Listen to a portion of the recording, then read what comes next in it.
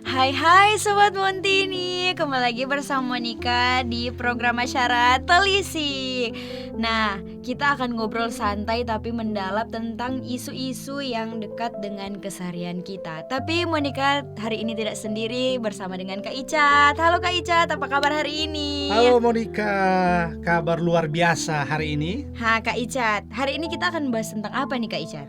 Oke, kita akan bahas satu yang spesial, yaitu beda itu biasa, membedah pluralisme dan moderasi beragama dari kacamata kaum muda. Nah, itu dia. Oke, nah kita akan diskusi bersama agar kita bisa lebih paham tentang pluralisme dengan bagaimana moderasi beragama bisa jadi solusinya ya Kak.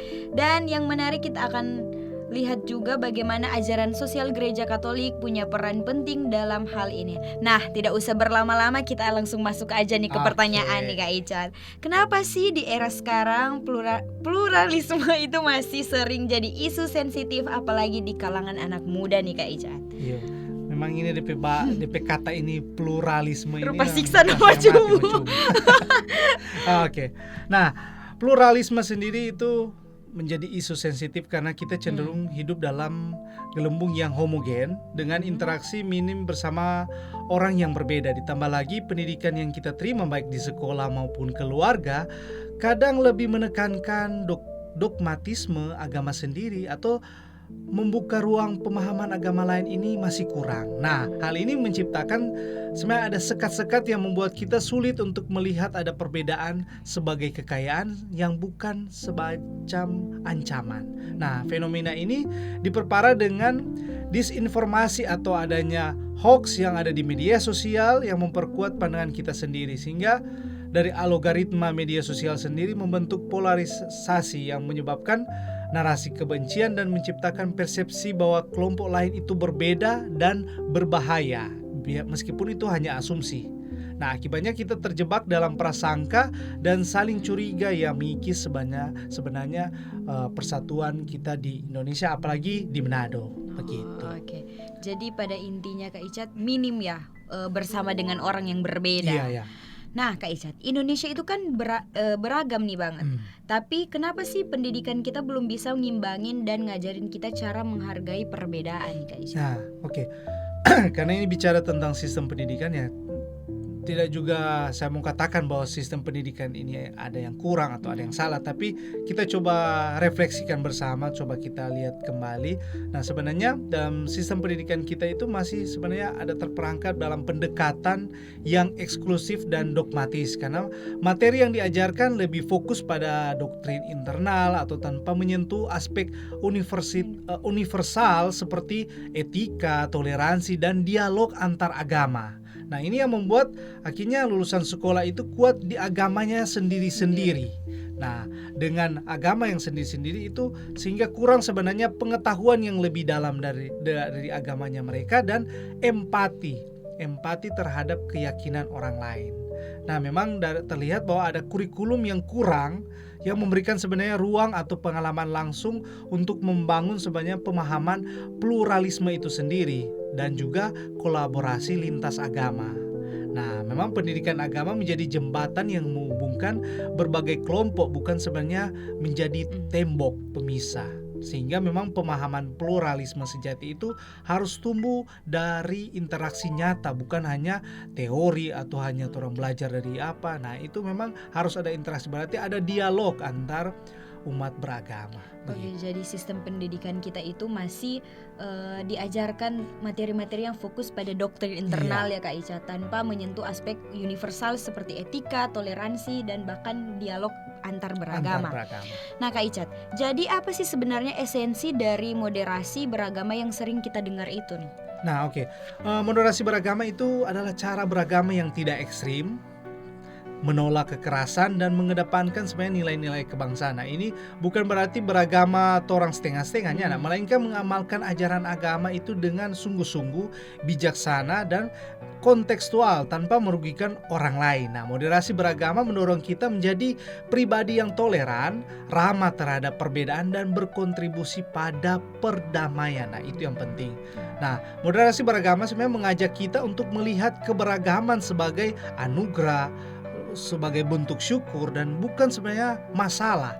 Nah, ini mendorong kita supaya boleh berdialog dan membangun bersama supaya ada tukar pikiran dan juga ada pemahaman bersama. Sehingga dengan semangat ini akhirnya kita menjadi pribadi yang lebih teguh dan penuh keyakinan namun tetap terbuka dan menghargai orang lain. Sehingga paling penting yaitu menciptakan harmoni yang kokoh. Oke.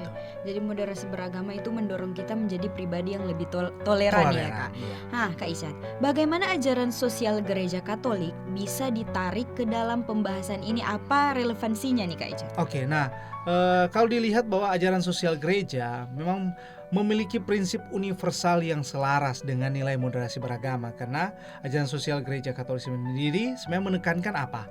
Martabat manusia yang luhur yang terlepas dari keyakinan atau ada latar belakang. Sehingga itu menjadi fondasi kuat untuk menolak sebenarnya apa? Diskriminasi dan intoleransi. Jadi di saat orang mengakui ada martabat setiap individu itu paling penting, kemudian itu kita bagaimana memperlakukan mereka dengan hormat, dengan penuh penghargaan, sehingga sebenarnya dari ajaran sosial gereja itu sangat penting untuk kesejahteraan umum dan solidaritas. Nah, prinsip ini yang mendorong setiap individu supaya boleh berkontribusi aktif dalam menciptakan kondisi yang adil makmur bagi semua. Nah, ini bisa sejalan dengan moderasi beragama yang mengajak kita untuk menjadi warga negara yang bertanggung jawab dan berkontribusi pada kebaikan bersama. Oke, Begitu. jadi menekankan martabat manusia yang luhur terlepas dari keyakinan atau latar belakangnya ya Kak Icat. Nah, banyak yang bilang pendidikan agama di sekolah itu cuma bikin eksklusif.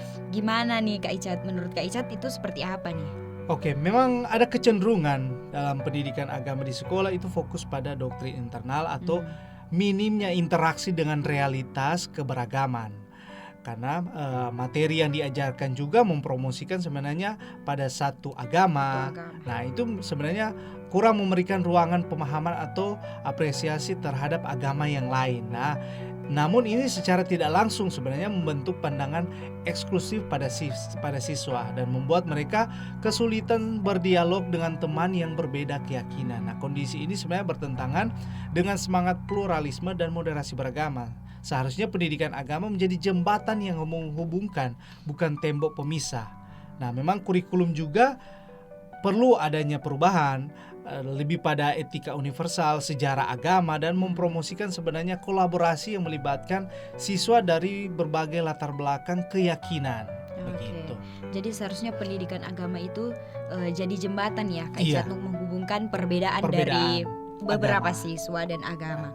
Nah, apa peran keluarga dan lingkungan sosial dalam membentuk pemahaman pluralisme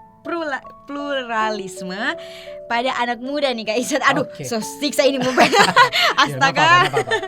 Nah, lanjut. Sebenarnya keluarga dan lingkungan sosial itu adalah sekolah pertama. Itu harus diingat bahwa bagaimana sekolah pertama itu membentuk karakter, pandangan seorang anak. Nah, anak akan tumbuh di lingkungan yang homogen dan minim interaksi dengan orang yang berbeda. Ini akan sangat kesulitan untuk sebenarnya membangun empati dan pemahaman, apalagi khususnya pluralisme. Nah, orang tua yang mengajarkan toleransi melalui contoh akan memberikan sebenarnya fondasi kuat bagi anak supaya boleh menghargai perbedaan dari teman-temannya yang berbeda keyakinan. Nah, sebaliknya jika anak yang memang mendengarkan narasi stereotip atau diskriminatif, maka mereka akan mengadopsi sebenarnya pandangan tersebut sehingga menciptakan siklus intoleransi yang sulit diputus. Oleh karena itu sebenarnya penting peran dari orang tua dan lingkungan di sekitar. Apakah mereka bisa menjadi agen perubahan yang mempromosikan sebenarnya toleransi dan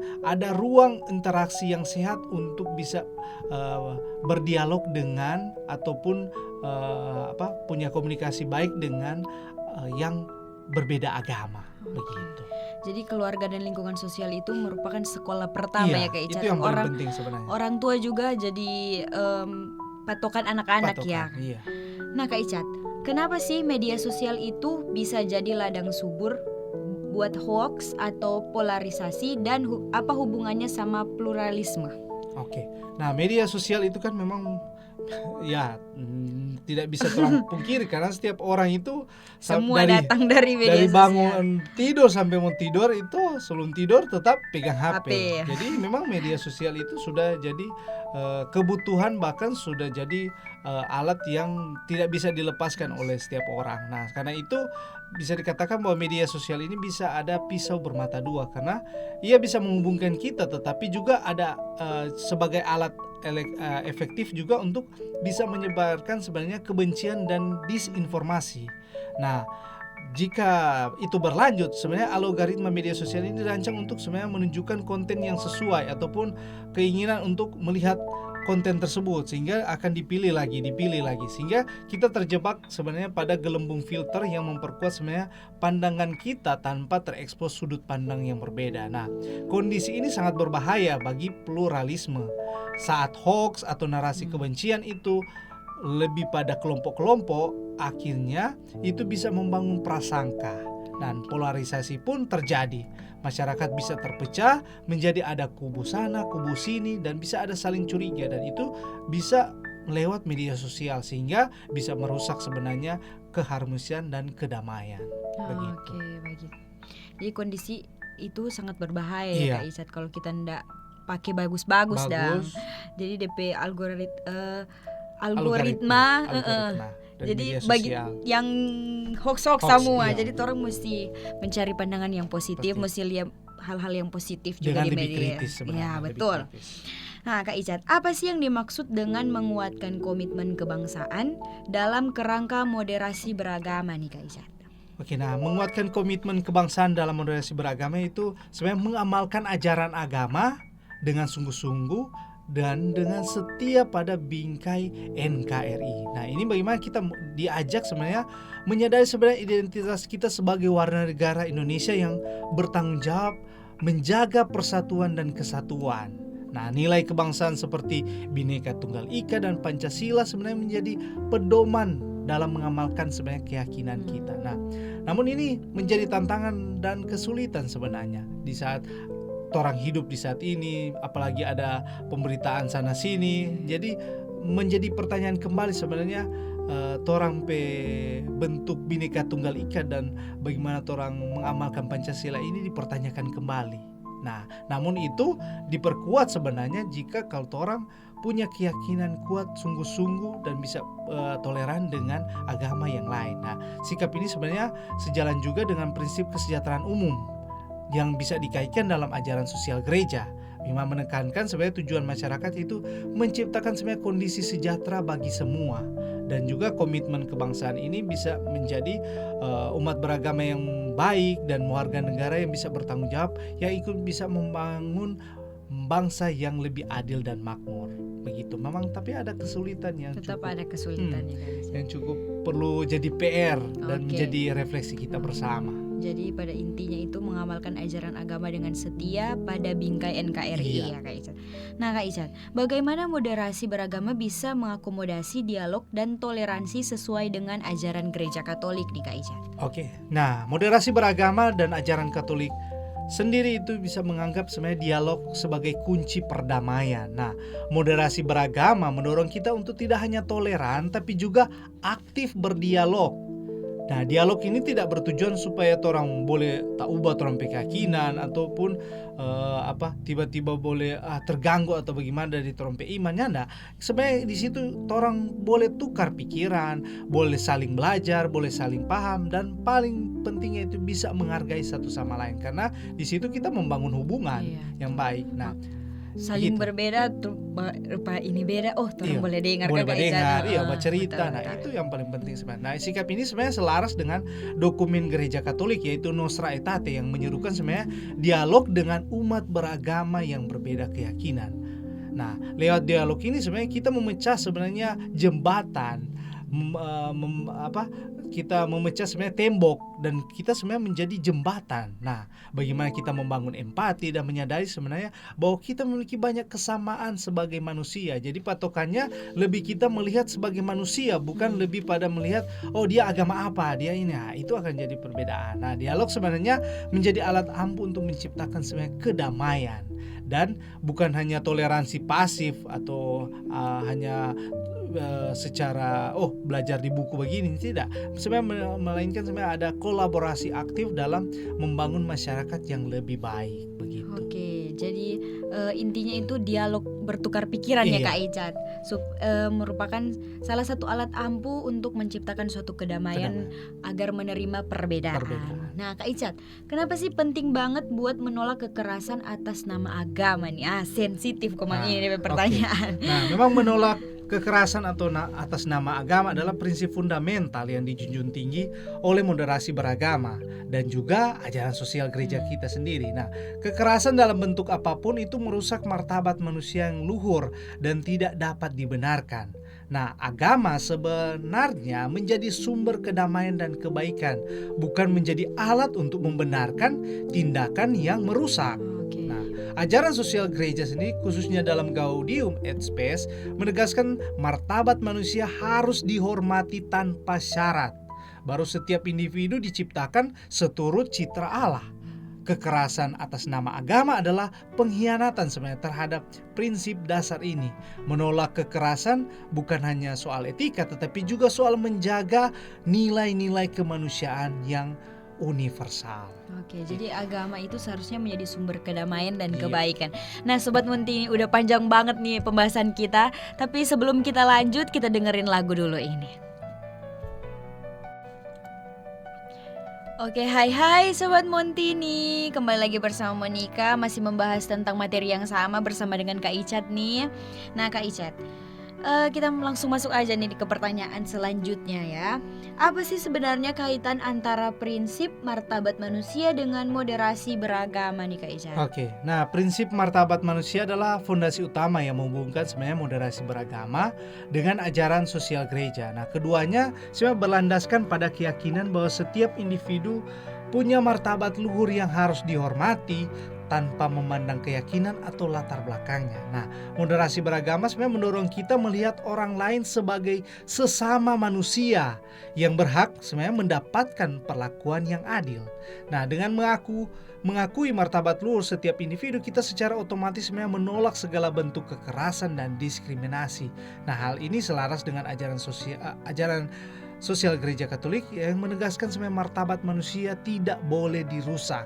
Jadi menghormati martabat manusia berarti mengamalkan nilai moderasi beragama, menciptakan masyarakat yang adil. Oke, jadi fondasi utama nih ya Kak Icat yang, Iya. yang menghubungkan moderasi beragama dengan ajaran sosial gereja. Nah, bagaimana moderasi beragama bisa mendorong kesejahteraan umum seperti yang diajarkan oleh gereja Katolik nih Kak Icat? Oke, nah moderasi beragama dan ajaran sosial gereja sama-sama menekankan bahwa agama tidak hanya fokus pada keselamatan pribadi, tapi juga sebenarnya berkontribusi pada kesejahteraan umum. Nah, berarti itu berarti bahwa harus ada tindakan aktif supaya upaya sosial ini bisa menciptakan sebenarnya kondisi yang memungkinkan semua orang, termasuk kelompok minoritas ini bisa hidup layak dan aman. Nah, ketika mengamalkan agama dengan semangat moderasi, kita lebih peduli pada isu sosial seperti kemiskinan dan ketidakadilan. Nah, ini mendorong kita berkolaborasi dengan siapa saja tanpa pandang agama untuk menyelesaikan masalah bersama. Nah, moderasi beragama sebenarnya menjadi landasan kuat untuk mewujudkan sebenarnya prinsip kesejahteraan umum di mana setiap orang punya hak yang sama untuk kehidupan yang lebih baik. Oke, jadi moderasi beragama merupakan suatu landasan kuat ya Kak Icat Iya. untuk menghubungkan atau mewujudkan prinsip kesejahteraan umum. Nah, apa itu solidaritas dalam konteks ini dan bagaimana ia bisa jadi solusi nih Kak Icat? Oke, nah solidaritas sebenarnya dalam konteks ini berarti kesadaran bahwa kita semua adalah bagian dari satu keluarga besar, yaitu masyarakat Indonesia. Nah, prinsip yang diajarkan ajaran sosial gereja dalam Solicitudo Rei Socialis yang mendorong kita bersama dan berjuang bersama, terutama untuk mereka yang termarginalkan. Nah, solidaritas menuntut kita untuk merasa terpanggil, membantu dan berjuang demi keadilan. Nah, solidaritas menjadi solusi efektif karena memecah sebenarnya sekat-sekat atau tembok-tembok yang akan memisahkan kita. Nah, dengan bersolidaritas kita tidak lihat lagi orang lain sebagai mereka dan kita, melainkan sebagai kita yang bersama, yang berjuang demi masa depan yang lebih baik. Nah, solidaritas sebenarnya mendorong kita bekerja sama lintas agama, suku dan budaya dan menciptakan bersama-sama masyarakat yang lebih adil dan damai. Oke, jadi solidaritas itu mendorong kita untuk bekerja sama dan Bekerja sama, bersama-sama. jadi solusi. Nah, oke. Nah, Kak Ica, kalau kita mau integrasikan pendidikan pluralisme, apa saja yang harus direvisi dari kurikulum pendidikan agama kita nih, Kak Ica? Oke, nah ini sudah lebih Lebih ke pendidikan ya, Kak Ica. Ini semua mau revisi. Nah, sebenarnya di posisi sini bukan merevisi, lebih sebenarnya memberikan insight atau masukan. Ya mungkin ya bisa didengarkan atau apa, tapi lebih pada bagaimana kita juga di bidang pendidikan, di bidang penyuluhan juga, bagaimana kita lebih kritis untuk hal yang seperti ini. Nah, sebenarnya dalam mengintegrasikan pendidikan pluralisme, sebenarnya kurikulum pendidikan agama sebenarnya bukan hanya melihat pada fundamentalnya. Jadi materi tidak boleh hanya fokus pada doktrin semata atau agama tertentu untuk pendidikan. Sebenarnya lebih pada etika universal, sejarah agama lain dan nilai kemanusiaan ataupun contoh-contoh praktis bagaimana kehidupan bersama dengan agama lain. Nah, itu yang lebih diangkat, sehingga tujuan itu lebih pada membentuk siswa yang paham agamanya dan menghargai keyakinan orang lain. Karena bahasa siswa yang paham agama dan menghargai keyakinan ini lebih pada bahasa buku. Yang kurang itu lebih contoh-contoh praktis bagaimana orang menghargai keyakinan orang lain dan bagaimana juga orang juga melihat agama-agama lain ini dari sisi etika, baru dari sisi yang lebih kemanusiaan. Nah, ini yang kurang. Nah, metode pembelajaran juga ya mungkin bisa diperhatikan lagi bahwa siswa yang bisa pada posisi berpartisipasi dalam proyek sebenarnya kolaboratif lintas agama, seperti misalnya bakti sosial bersama-sama atau ada dialog antar siswa yang berbeda keyakinan. Nah, memang harus ada pengalaman nyata dialog sehingga proses ini bukan lebih pada bicara tentang buku, tapi lebih pada bagaimana pengalaman mereka berdialog dan berkomunikasi dengan teman-teman yang berbeda agama. Begitu. Oke, pada intinya pendidikan agama itu bagaimana membentuk siswa paham akan agamanya dan menghargai agama yang lain.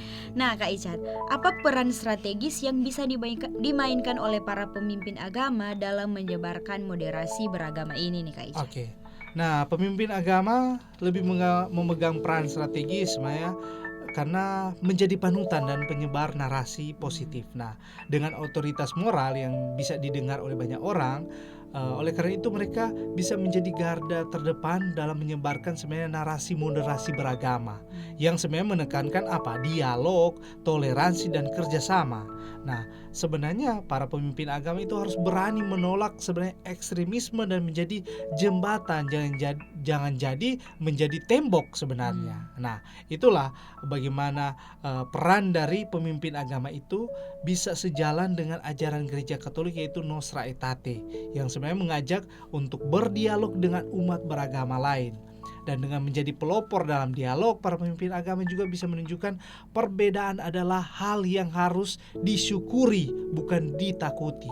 Mereka juga harus aktif sebenarnya dalam kebijakan yang adil dan non-diskriminatif. Begitu. Oke, jadi mengajak umat berdialog juga menjadi pelopor dalam dialog. Iya. Nah, mengapa advokasi kebijakan berbasis keadilan itu penting untuk mendukung pluralisme nih, Kak Ica? Oke. Nah, bicara tentang advokasi kebijakan yang berbasis keadilan ini sangat penting karena tanpa kebijakan yang adil, upaya sosial mempromosikan pluralisme akan sulit berhasil. Jadi diskriminasi tetap akan berlanjut terus. Nah, oleh karena itu harus ada aturan dan kebijakan yang harus ditetapkan. Nah, oleh karena itu kita harus sebenarnya aktif menuntut sebenarnya kebijakan yang diskriminatif itu harus tidak ada, dan juga memastikan setiap warga negara harus mendapat hak dan perlindungan yang sama di mata hukum. Dan ini Sejalan dengan prinsip martabat manusia dalam ajaran sosial gereja, yaitu menegaskan bahwa setiap individu punya hak yang sama dan dihormati dan dilindungi oleh negara. Nah, dengan adanya kebijakan yang adil, kita bisa menciptakan sebenarnya lingkungan yang memungkinkan semua orang merasa aman dan diakui. Dan penting sebenarnya di sini advokasi kebijakan adalah salah satu cara yang paling efektif untuk mewujudkan sebenarnya pluralisme yang sejati. Oke, tetap harus ada kebijakan ya Kak Icat Iya. yang adil. Nah, Kak Icat, banyak anak muda yang apatis terhadap isu-isu ini. Iya. Bagaimana cara kita bisa ajak mereka untuk peduli nih Kak Icat? Oke. Nah, memang ya mungkin ini salah satu cara efektif mungkin, yaitu bagaimana kita mengajak anak muda yang peduli, yaitu menghubungkan sebenarnya isu pluralisme ini dengan masalah yang relevan bagi mereka. Misalnya, bagaimana intoleransi di dunia maya mempengaruhi kesehatan mental. Nah, dengan membuat isu ini terasa personal, kita bisa sebenarnya membangkitkan empati dan motivasi mereka untuk bertindak. Kemudian kita juga bisa memanfaatkan platform atau media sosial yang mereka gunakan setiap hari, seperti konten kreatif di media sosial, podcast atau video YouTube yang bisa membahas isu pluralisme dengan bahasa ringan. Nah, seperti yang saat ini. Iya. Nah, dengan bahasa radio, mudah-mudahan bisa juga ke YouTube dan yang Semoga lainnya. Nah, bisa ini. diterima ya. Ya, karena bagaimanapun cara dalam kita nah mungkin kan kita lebih pada melihat oh ya kamu harus begini. Nah, kita harus lebih banyak sebenarnya edukasi, memberitahukan. Ada yang menerima, ada yang nyanda. Yang penting kita terus berlanjut setia untuk mengedukasi sehingga memang pesan positif ini bisa sampai. Oke, jadi mengedukasi secara modern ya Kak Icat. Iya. Nah, oke. Mengapa perlu ada dialog lintas agama dan bukan sekedar toleransi pasif nih Kak Icat? Oke, nah toleransi pasif ini hanya sebatas membiarkan orang lain berbeda tanpa interaksi berarti. Jadi lo mengakui oh iya kita toleransi, nyana banyak diskusi dengan yang berbeda agama. Nah, ini yang sebenarnya kita mengajak supaya lebih toleransi aktif sehingga disinilah bahwa kita bisa membangun sama-sama masyarakat yang harmonis tanpa ada prasangka, dan dialog lintas agama ini menjadi paling penting supaya orang boleh saling paham, boleh menghargai, dan paling penting itu boleh berkolaborasi. Nah, dialog mengajak kita melampaui sebenarnya sisi agama kita yang hanya permukaan, baru kita hanya menyelami nilai yang biasa-biasa. Sebenarnya ini bagaimana dialog itu bisa kita lebih pada menghargai dan lebih dalam mengenal sebenarnya pribadi dari seseorang. Begitu. Jadi yang paling penting di sini kemanusiaan. Sehingga bukan lagi pada melihat pada nilai-nilai ritual atau dogma atau pada agamanya masing-masing, sebenarnya lebih pada bagaimana manusia itu lebih pribadinya dan bagaimana ada jembatan persahabatan dan kepercayaan sebenarnya di sini, sehingga nggak ada lagi prasangka, nggak ada lagi oh dia begini dia begini, hanya asumsi. Jadi kita akhirnya bisa menciptakan fondasi yang lebih kuat untuk kerjasama. Begitu. Jadi dialog lintas agama ini sangat penting ya Kak Icat supaya kita bisa saling memahami, saling menghargai dalam perbedaan ya Kak. Iya. Nah Kak Icat, kalau kita mau mengimplementasikan moderasi beragama di sekolah, apa langkah praktis pertama yang harus kita lakukan nih Kak Icat? Oke. Nah, langkah praktis mungkin yang pertama yang bisa kita buat yaitu sebenarnya bagaimana kita melatih para guru pendidikan agama. Nah, guru ini kan menjadi ujung tombak yang berinteraksi langsung dengan siswa. Nah, kalau dorang nak kasih bekal, bagaimana dorang mau kalau bicara dorang nak pahami, paham, dan ini bukan cuma sekedar paham atau cuma kasih materi saja. Bagaimana dorang pengalaman, dorang kan harus melakukan. Jadi bagaimana orang menerapkan semua moderasi beragama ini di lingkungan keluarga mereka, di lingkungan sekitar mereka. Nah, itu ya bagaimana dari tindakan langsung mereka, sehingga dengan begitu bisa disampaikan kepada anak didik mereka. Nah, yang paling penting di sini dialog, pluralisme dan etika universal. Nah, pelatihan itu sudah saya jelaskan tadi bahwa bukan hanya teori, jadi paling penting sebenarnya mempraktikkan sikap yang moderat. Nah, sikap moderat ini yang paling penting. Kalau orang pemikiran masih berpikir lagi, oh ini agama yang berbeda atau teman ini berbeda, nah belum ada DP sikap moderat. Nah, sikap moderat itu muncul di saat ada perlu apa, tanpa bilang kita langsung bantu pada orang, tanpa orang mau lihat lagi agama apapun. Nah, dengan begitu itu sikap moderat lebih terlihat dibandingkan hanya teori saja. Oke, Begitu. jadi yang pertama itu adalah melatih para Iya, guru para ya guru. Kak Icat, karena mereka itu merupakan ujung tombak. Iya. Nah Kak Icat, sudah begitu panjang nih pertanyaan Oke. yang kita sudah membahas, sudah panjang sekali. Nah, untuk pertanyaan terakhir nih Kak Icat, apa sih harapan terbesar untuk masa depan Indonesia dalam hal pluralisme dan moderasi beragama nih Kak Icat? Oke. Nah, ini menjadi closing statement Ya, bagian sekalian terakhir. closing Nah, statement dari Kak Icat. Nah, ini memang pembahasan pluralisme ini memang sangat penting dan sangat bisa dikatakan ini sangat sensitif dan juga punya tantangan yang cukup rumit. Karena melihat sekarang kondisi nyata orang di media sosial saja banyak permasalahan. Jadi paling penting kita lihat dulu, jangan dulu melihat permasalahan. Kita lebih melihat dulu di lingkungan keluarga dan lingkungan sekitar kita. Apa yang terlihat di situ? Apakah bisa orang wujudkan lebih pada posisi supaya boleh orang menghargai orang lain? Dengan orang melihat saja tetangga kita, lingkungan kita itu sebagai teman, lebih pada sahabat, lebih pada kerabat, kenalan yang memang positif. Berarti dengan begitu kita sebenarnya tidak perlu banyak teori tentang bicara moderasi, tapi orang mulai mempraktekkan sebenarnya sikap moderat yang lebih nyata.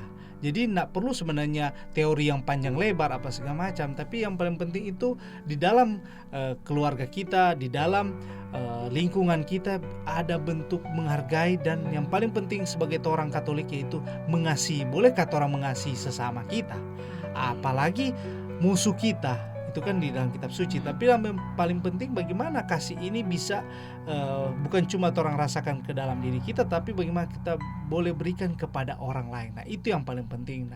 Nah, jadi harapan terbesar sebenarnya bagaimana kalau dikaitkan sebagai orang Katolik, bagaimana kasih ini bisa orang berikan kepada orang lain.